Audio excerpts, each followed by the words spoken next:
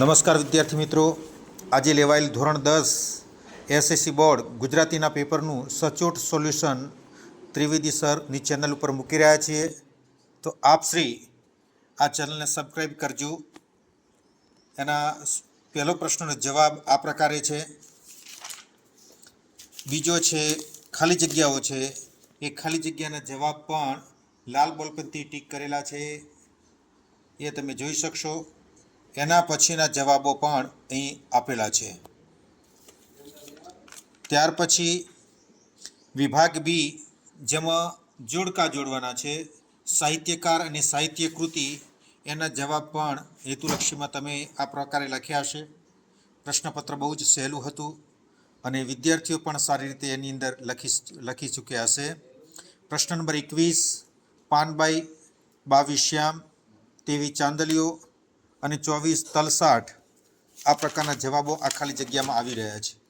પ્રશ્ન 4, માત્ર જવાબ પણ લખેલા છે.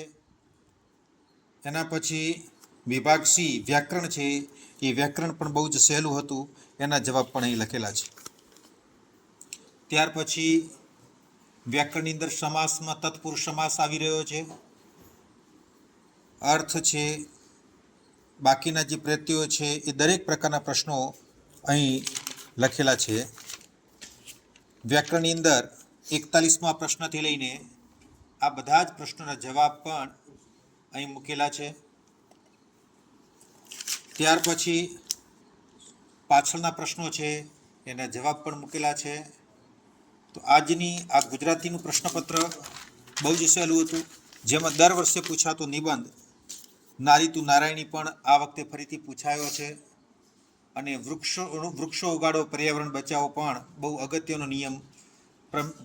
અગત્યનો નિબંધ છે. દર વર્ષે પૂછાતો નિયમ પણ આ વખતે પૂછાયેલો છે. એટલે તમે ગુજરાતીનું પેપર સારી રીતે લખી ચૂક્યા છો.